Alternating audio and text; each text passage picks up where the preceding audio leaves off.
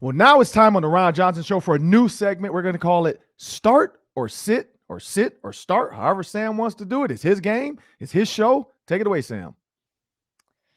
All right, we've got some Minnesota Vikings rookies that I think are right on the verge of being in that Minnesota Vikings starting lineup. I've got 3 scenarios for you. Let's break it down. Number 1, second-round pick Andrew Booth Jr., the cornerback. You were just talking about Clemson in the first segment. He's a Clemson kid, and I think he will be competing with Cameron Dantzler for that outside corner spot. So, Andrew Booth Jr., Ron, start or sit? Oh, that's a tough one, but I'm going to say start. The reason I say start Andrew Booth Jr. is because you know what you have in Cam Dantzler. Cam Dantzler, if he has to come in, he's done it. He's come in. But there's one thing I will say. We do know Cam Dantzler has had some issues on Twitter. He's shown his emotions when he thinks he should be starting. He's had to delete some tweets. He said some things that he probably shouldn't have said to the world. We know these young, new players, Twitter is their outlet for their anger or their disappointment or their happiness, whatever it is. They're going to share it with the world. They think it should be said to the world. Some things should not. But you know what you have in Cam Dantzler.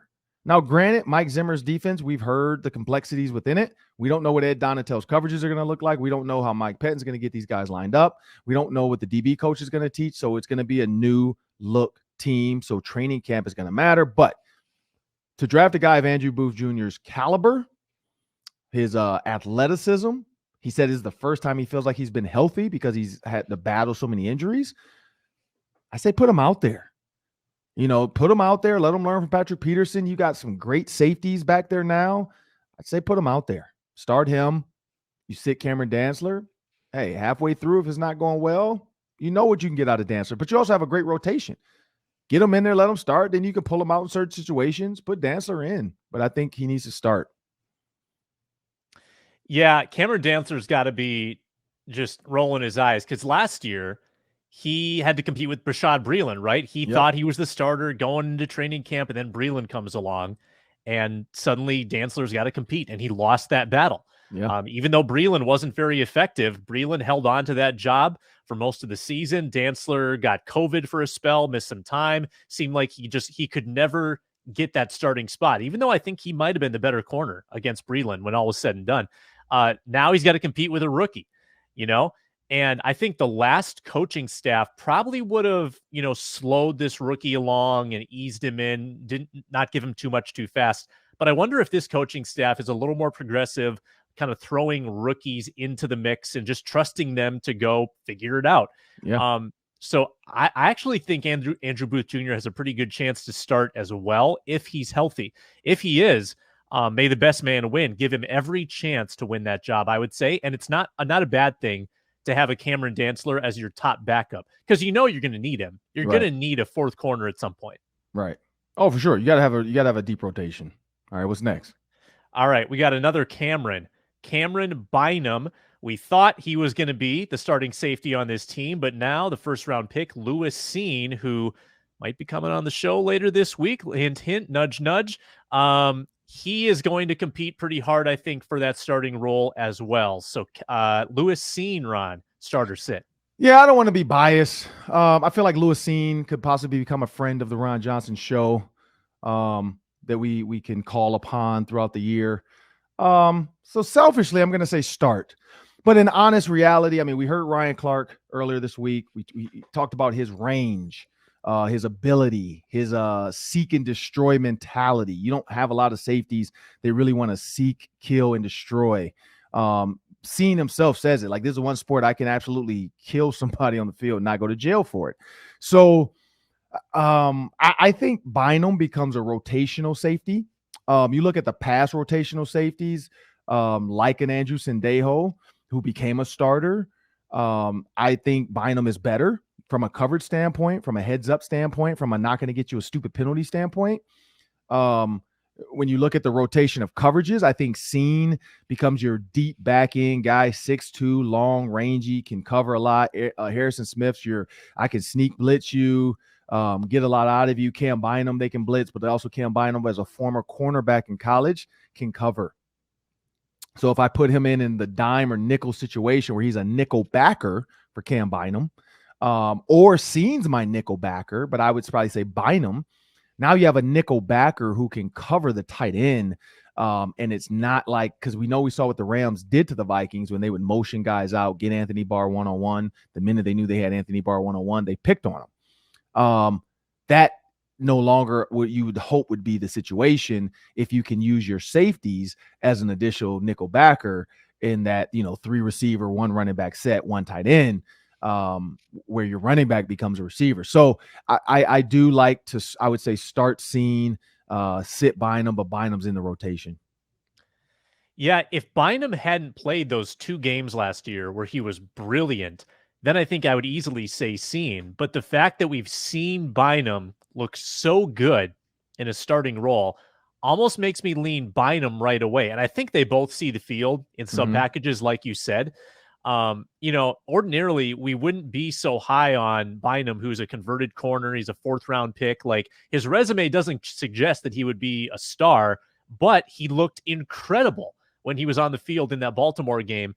And then I think it was Los Angeles after that. He was really good. So I'm going to lean Bynum on the start, sit Cine right away, but get him in on the field in those passing situations. Okay, I like it. All right, you got one more? Yeah. All right, Ed Ingram, 2nd round guard. Actually, the highest drafted guard the Vikings have had in 17 years. Ezra Cleveland, remember, he was a tackle. He converted to guard. This is the highest true guard they've taken since 2005. Is Ed Ingram going to start, or do you take the field? That would be Oli Udoh, Wyatt Davis, Chris Reed, Jesse Davis. I might be forgetting somebody. Austin Schlottman. Yeah. Yeah. Do you take Ed Ingram or the field? So we know Ezra Cleveland probably, he's your default, left or right, depending on who wins that other job and how they, they're going to move pieces around, I think, in the training camp OTAs, mainly training camp once they get pads on. And then for sure preseason, they're going to probably play around with a couple different looks and see which group gets the best, production out of it. When you look at Ezra Cleveland, and this is just quick twitch, and I might be wrong. You can put Ezra Cleveland left because now Darrisaw is your big beefy on the left tackle.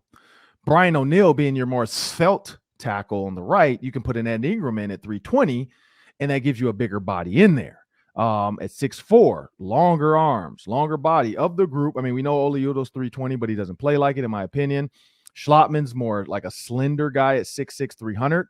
He also has played center, so I know that was our conversation before too about, they didn't address it. Well, I think Schlottman kind of feels your swing center guard, where if Bradbury's not going, Schlottman's going to come in and play center. We probably will see him as the 2 center to start out in training camp and see. He said some of these 2nd, 3rd round guards, it's tough sometimes to get everything out of them and for them to grasp the system early and fast enough to be able to compete. So this is where I leave that. In my mind, my emotions want to say Ingram. Everybody, just like we did with Wyatt Davis, and maybe that's I'm learning from past relationships that have hurt me. We all got bought into Wyatt Davis, and it was Ohio State tape, and he looked great in college. So I'm gonna give that to the field. I'm gonna sit Ingram, and I'm gonna start the field just because of what we went through last year. Maybe Wyatt Davis has this ridiculous mind, oh, yep, I got it. It clicked. Because eventually it's going to click and you're out there. Like Ryan Clark said, maybe Wyatt Davis all of a sudden looks around the room and says, I belong here. I'm going to start acting like it.